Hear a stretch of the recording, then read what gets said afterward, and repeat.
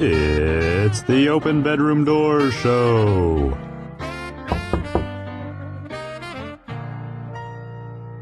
I'm Angela Skirtu, and I open bedroom doors. Welcome to the Open Bedroom Doors Show. Real talk for real relationships. I'm your host, Angela Skirtu, your friendly neighborhood sex therapist and licensed marriage therapist. And yes, talking about sex is literally my job. I started this show because, let's be real, most of us didn't get sex education. We're out here fumbling through love, intimacy, and awkward bedroom moments with zero guidance and a lot of shame. Time to fix that. Here's what you can expect every episode. Sex positions. We start off hot by judging something wild, weird, or just plain wrong in the media or culture. You'll laugh, you'll cringe, you might even learn something. Next, we move to guest interviews. I chat with fascinating folks, sexperts, storytellers, and everyday humans with juicy stories and powerful insights. And then, of course, we have to have a happy ending. Yep, we finish strong. I answer real questions from real people about sex, relationships, and all the stuff you're too afraid to ask your therapist, or anyone else for that matter. But I'm here, so ask away. If you're ready to laugh, learn, and finally talk about the stuff no one ever taught us, hit play. Let's open that bedroom door, shall we? This is a segment on the show we call Sex Positions, where I judge a unique topic in sexual health that I found in the media. Today's sex position topic is 8 2024 sex trends you've probably not tried but should consider. It's in Grazia magazine. And actually, I found one on shibari, which is a type of rope play. I have a lot of people reach out to me about different BDSM and kink topics. And shibari is just a type of rope play in which there's a bunch of things. You can be hanging from the rafters tied. It can be more about like the beauty and like almost a lingerie type of tying. So if you want to try it, totally cool. I would do research. Please research. This is the one thing that I have to say again and again. Do research and talk to your partner. If you do the research and figure out different ways to do this, there are classes you can take. There are videos online that you can watch to show you how to do this in safe ways. Actually, there's beautiful ways you can tie a partner up to just look gorgeous. Like some of it is just literally, it's a lingerie look that is rope centered. That is beautiful. So if you want to do rope tying, please have at it. I am not here to judge you. I'm here to encourage the love and the excitement that you get out of these different sexual experiences or erotic experiences. But my big request, my big judgment to all of you, you're not talking enough. You're not being direct with your partner. So please talk about what you want to do. Talk about what you're wanting to get out of it, and then do some research and get into a community where you can learn how to do it, because there are communities where they're teaching people how to do shibari rope tying. We're always looking for sponsors. If you're interested in sponsoring the next sex position, please reach out at openbedroomdoors.com and submit a contact form. We will even let you pick the position. Want to spice up your sex life? Then be sure to pick up a copy of my new book, From No to Yes Sex. Tired of routine sex? Feeling more like roommates than lovers? Wondering where the passion went or if it was ever really there? You're not alone. And guess what? You don't have to settle for a sex life that's just meh. Better sex doesn't start in the bedroom. It starts in your head. And from no to yes sex, I'll help you break free from shame, outdated beliefs, and unspoken frustrations that have been keeping you stuck. When you change the way you think about sex, you change the way you show up for sex. And that's where the magic happens. This book will help you understand why you're not getting the sex you crave. Rewire negative thoughts about sex, your body, and desire. And finally, learn how to communicate what you actually want in bed. You'll stop treating sex like an obligation and start wanting it again. No shame, no fluff, just straight talk and strategies. And a whole lot of yes moments. Yeah! This is the first book in my Open Bedroom Doors book series, where we strip away the awkwardness and build a foundation for lasting passion. Whether you're in a long-term relationship that's lost its fire or just tired of going through the emotions, this book is your invitation to transform your love life one thought at a time. Don't wait, order now. We have with us today Just Jude, and we're going to learn all about Jude today. So why don't you tell the audience a little about yourself? So I'm 60 years old. I am in the BDSM swinger lifestyle. So I am a submissive, hetero, flexible. So that's about it. Just me. She's just Jude. And today we're going to talk about BDSM, actually. Yeah. So tell me, how long... Well, first, just tell everybody what you do in the BDSM world. Because, I mean, people... It's funny as I'm doing this, like, most people don't know what BDSM is, or people don't know what, like, or they have misinterpretations. So, like, why don't you give a little intro to, like, what's BDSM first? BDSM really is it's such a variety, a wide range of things, of kinks, basically. You know, what do you want to do in the bedroom? There are doms and subs. Yeah, so we should say bondage, dominance, sadomasochism, right? Isn't that what BDSM stands for? But you are correct. Like, there's more to it. Like, even though, like, it's really the kink community and anything that's outside of the vanilla way of being sexual, right? And when most people think BDSM, they're like, oh my God, somebody's getting beaten. Well, they often think about the 50 Shades of Grey, which is a version, but most people in the BDSM community do not like 50 Shades of Grey because there wasn't a lot of really good consent conversations going on. Correct. They might have a contract in the 50 Shades, but there wasn't a consent. And there was a lot of coercion that was involved in that movie, which is, again, why people who are like real, like stone cold, I don't know, like, I don't know if that's the right way to say it. Like, I don't know if I'm stone cold, Angela. That's a thing. You know, that's a good, well, tell me. So, but there's like different ways. So, like, what are some of the different ways you can play in BDSM? Because I don't think people realize how many ways there are to be in that community. There's a true dom. Okay. Is really not somebody, there's a difference. Like when people say to you, oh, I'm a dom. And I'm like, no, you're not. But I love it. Just Jude is judging you because you're not quite a dom. Because a true dom thinks about everything. Thinks about your total care. Like, if I do this, how's this going to affect her? They're looking at the sensual side. They're looking at how you can come out of your shell a little bit more. They might control something, but it's a control to help you come out of your shell and enjoy something a little bit. There's always a consent. There's always a conversation. And even afterwards, there's an aftercare that they'll do. And they're like making sure that you're okay and talk about what just happened. Like, were you okay with this? Are you okay with that? Or even cleaning up. Like, there's a sensual side. There's so many different levels. It's not just flogging somebody, being a masochist and sadist. Yes, there are those. And, you know, everything kind of mixes in. So that's why those conversations of what you're comfortable with, there's checklists you can even do. And there's, I can't remember the one website, but you can kind of answer all these 100 questions and it kind of puts you into what you like, what you enjoy. Yeah, there's different apps and things out there. And so, like, as the sex therapist, I'll give you guys, like, I feel like there's levels and layers that you can even be involved. So, like, when you're talking about a true dom, you're talking about somebody who's spent a lot of time looking into, like, creating scenes. There's deep conversations behind the scenes about, like, what's okay, what's not okay. Actually, I learned this from the BDSM community. There's this whole conversation before of limits and interests. What are your limits? And limits are the boundaries that are not okay, that, like, you're not allowed to cross. But even in limits, there can be layers to that. There's a hard limit. There's a soft limit. Yep. So she's already on it. She's like, Angela, let me get in because I'm in the community. So there are those limits, and there are websites out there that kind of like a membership that people can talk to. They can enjoy different events that might be going on. A lot of times we call them munches, which are just meet and greets. You're just going to a public place just to meet people. At a layer below, there's something I like to call BDSM light and kink light, which is when people are dabblers, where they like these little ideas. I still would really like you guys to have consenting conversations about these things if you're dabbling. But like, I think even vanilla couples sometimes dabble with like tying each other up or even a little bit of light impact play or heavy impact play.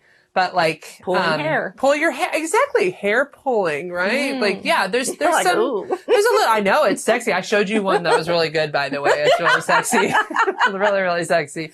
The one thing that I think is so important is that people need to have these consent conversations. And I think people struggle with it. What are your thoughts about that? People do struggle with it. And I think people that are newer into the communities don't realize, and they're not being taught, like, hey, there's a huge thing about respect, a huge thing about consent.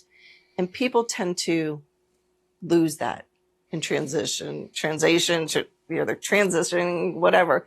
But when they become new into the community, they're like, oh, I want to try these things. They don't realize there's got to be a respect and consent.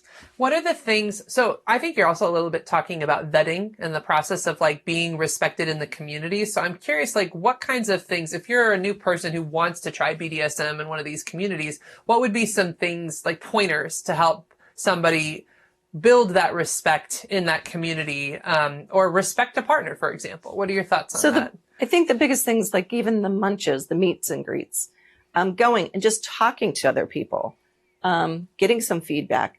Certain websites, there's classes. There's classes about how to be dominant, there's even support groups for doms and subs and masochists and sadists. And there's things out there for you to reach out to get educated. And it's, to me, what's so important is taking that time. If this really is something that you're interested in, take the time to learn. What are good places to go? For websites? Or? Yeah, like what are good websites for people to look at that you think are like, you know what, I actually like this website? So FetLife is probably one of the biggest one, fetlife.com, where you can become a member. You do get vetted. Everybody has a profile. Okay. So you can talk to people through there. But they show different events, different classes, different groups you can belong to. And there are even like some support groups. So there's many facets of it. And I mean, and BDSM isn't just about, how we said, flogging somebody and beating somebody. If a couple really wants to learn, it's taking that time. So, with choking, it's putting, it's practicing, putting the pressure. What does somebody feel comfortable with?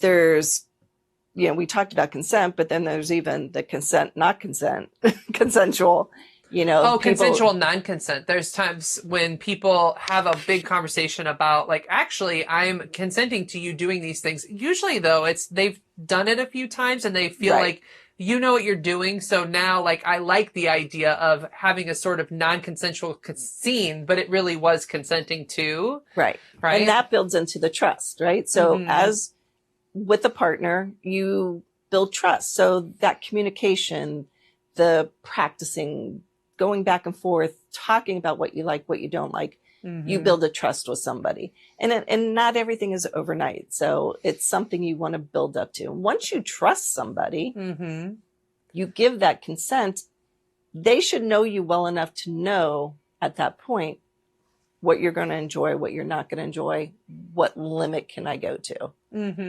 So I do want to talk about that very briefly. So there are people who have what we call their rape fantasies. And in real rape, you don't have a choice, and it is terrifying. So this isn't like, please don't do anything non-consensual. But there are people who have fetishized or gotten excited about the like, no, stop, don't. But like, really it is a yes. They've talked about it. There's just an excitement to that aggressive kind of like you're grabbing them, you're taking them, and so that's part of what's involved in that scene. And so this consensual non-consent is essentially an ability to create this like role play around a non-consensual act, but that truly is consensual.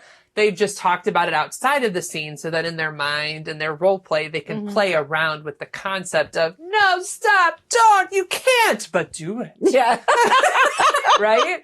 Yeah. And it gets more aggressive. And like, sometimes people like to wrestle around with each other. They like just a very visceral sexual experience, correct? Right. Correct. Yeah. And with all that, I mean, there's a trust. Yes. But they're building trust, because then every time you do that scene and you've talked about what's okay or not okay before, then you show through action in the scene, hey, we were able to do the things we talked about. It felt respectful and safe. Right. Then you're building, I feel like you probably build like crazy amounts of trust doing stuff like that. Mm-hmm. What do you think? Yeah. I mean, you have to, because if you don't have that, it does not work. Yeah. You know, it's like, next. Move along. No, but I don't think people realize how much in consent conversations they're building trust with each other, right? Like, so I have a book. It's Helping Couples Overcome Infidelity. And in the book, I write about, I call it the trust equation. And it basically is say plus do over time equals earned trust. So every time your actions meet your words over time, you build trust in a relationship. So I imagine in the BDSM community, like literally all that time, spending time consenting and then showing through your sexy action. Mm-hmm. That like, wow, like I can actually follow through with my word is like huge trust building. It is. It's extreme. And I've also learned that some people are working through trauma in the BDSM community. Mm-hmm. Could you speak a little bit to that? Yeah, because there are people who like to be in those. A lot of times masochist and sadist, there's usually some kind of trauma somewhere in their life. Yeah. And there's a reason why they enjoy certain acts. And some of those is because it puts you into I always want to say it's like a trance. It's subspace. That's what they call it. Subspace, that where you're pushed to a certain limit, you're enjoying it, but at the same time, you're in this subspace where it's just going. Mm-hmm. And a way to, so if you're a business person listening to this, it's flow. Basically, have you ever heard of flow? When you're just in this zone and you're like, oh man. So subspace is the sexual version of flow in the workspace, where you're just like in it and you're feeling good. But the difference is consent. So like when you are put into a situation where you're not consenting, you don't go into flow, you go into dissociation. Yeah. But flow or subspace is when you're like in it and you are like, it's like being on a higher plane, right? Right. You just you just kind of zone out, but you're in a zone. Yeah. Hopefully. I may or may not be speaking from experience. I can neither confirm nor deny. But yeah, I mean, it's enjoyable.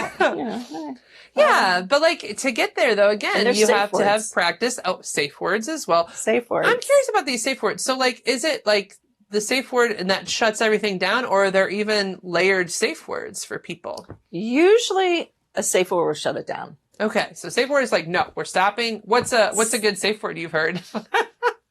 There's people use some of the strangest things. I think one point, I even used the word umbrella. Umbrella. How can you use a safe word though if you're like, because I know people do gags and stuff like that. So like, what would you do for that? Then you have that communication of your hands. Oh, okay. Or so somebody, like, you're like a ball man. Well, sometimes your hands could be on their hands. So if you do a double tap, they've had people where they'll hold a ball. Mm-hmm. And if it becomes too much, they'll drop the ball. I've heard, that's so cool that you mentioned that. I knew this couple that the ball was the way they did it because they liked the gagging and they also liked the choking. But so that was the way that they were kind of saying, boom, all right, and we need to let that. So there was some way to communicate. There's always some way to communicate. But you got to talk about that with your partner and figure that out. And, I have worked with a lot of people in the BDSM community. As a sex therapist, it's my job to work with all the people. And I love all your values and you can be whatever you need to be. But it was interesting. There was one situation where it was a woman in a sub-dom position. And the thing that he did that she said was so sexy is every now and then he'd like grab her chin, look her in the eyes and be like, hey, are you with me? Like, and that was like consent in the moment, but in a really sexy way. And I was like, I could even feel it myself. Like, I see why. Cause he wanted to make sure she was present, she was in it, and she was enjoying it because she actually had dissociation where she would sometimes go to, I call it going to Neverland when you dissociate. And so him bringing her back was like, oh, I'm present and I'm very present. And it is. And that's what, like when you're with your partners, having as you said, touching the face and just saying, are you okay? Mm-hmm. there's certain things that you can do along the way that it makes a huge impact. Mm-hmm. Not that kind of impact, but you know, not this impact. This impact. But no, it's true. Like, so I did get to see a scene of like the ropes, shibari, is it shibari ropes in person. They did it with clothes on because it was like in a public space. But I'm always watching those interactions, and I saw the person tying kept like checking in, and they like did face to face talking. So the person being tied up was clearly like enamored, but even in that space, they were like, "Hey, are we okay? You doing all right?"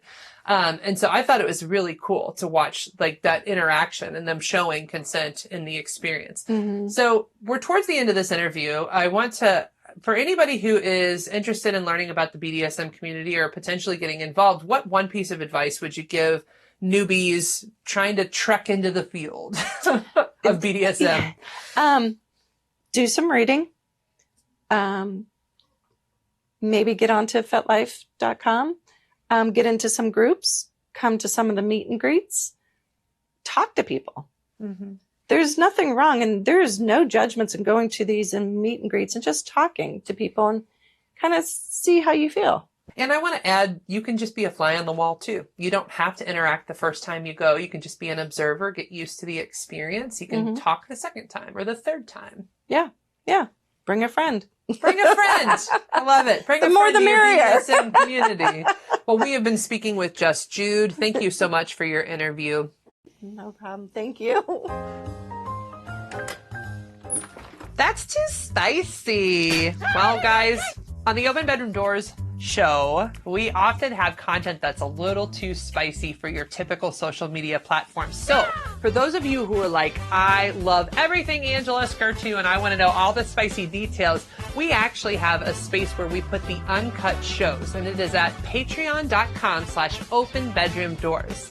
So you can subscribe to that channel and get all the behind the scenes, all that spicy stuff that I wasn't able to put in the show. That's too spicy. So I hope you can join me at patreon.com/openbedroomdoors. Keep in mind, that is how you support me. So it is a subscription channel where you have to pay to subscribe, but you are becoming a supporter of me and putting out this awesome content as a result. So please join me for those spicy, spicy things. Hi everyone, I like to answer your questions on every episode. Today I have with me my BDSM bears, Barry Bonds and Consent Cub. And we're answering your questions. As always, leave your comments below if you have any questions, or you can submit a contact form at openbedroomdoors.com. So today's question is, what do I do if my guy doesn't want to have sex? I try to flirt, put in effort, wear sexy lingerie. He doesn't seem interested. He's a really great guy and he isn't going anywhere. He just doesn't seem to want sex. What's going on? This can happen in many ways. Like actually, one of the most common couples I have is where it's the woman who has the higher desire and her partner just doesn't want to have sex and she doesn't know why or what to do and how to fix it. It's funny. It's the same conversation I have with my guys in this situation. You need to have a realistic, honest conversation and tell them, hey, I'm struggling with our sex life. I want more and I don't see this happening. What do we need to do to make this happen? Is there anything you need from me? And you basically just bring it up. And yeah, initially it's going to be uncomfortable and awkward and they're not going to like it. But over time, like if they react really intensely or poorly, then tell them, okay, hey, we don't have to talk about this right now, but can we set aside some time to talk about it in a week or two so that I know that we're addressing this because this is an important part of my life and I want an intimate sex life. Then you wait for another week or two, you bring it up, you keep telling them that's important to you, and then you see how they respond. Now, if you have a partner who's loving and cares about you, they're going to talk to you and they're going to figure it out with you. If you have a partner who attacks you, puts you down, abuses you, like I get that a lot in my work. So at that point, you have to decide, is this a relationship that's healthy for me? And do I want to stick this out or is there a better option for me? I know this is hard because I mean, we're taught that we're supposed to stay in marriages forever. Like, that's what we're all taught. But the reality is there are marriages that are abusive. There are marriages that are unhealthy. And if you have somebody who is just aggressively attacking you because you're just wanting a basic need met, then at some point we got to talk about that and address what are the other options. Well, that's a wrap on this episode of the Open Bedroom Doors Show. Real talk for real relationships. If you laughed, learned, or blushed a little, you're welcome. Don't forget to like, subscribe, and share with a friend who needs a little more real talk in their life. Got a burning question about sex, love, or relationships? Check out openbedroomdoors.com and submit a contact form. Your question might just be featured in a future Happy Ending segment. Until next time, keep it honest, keep it sexy, and most of all, keep those bedroom doors open. Good night and have a sexy tomorrow.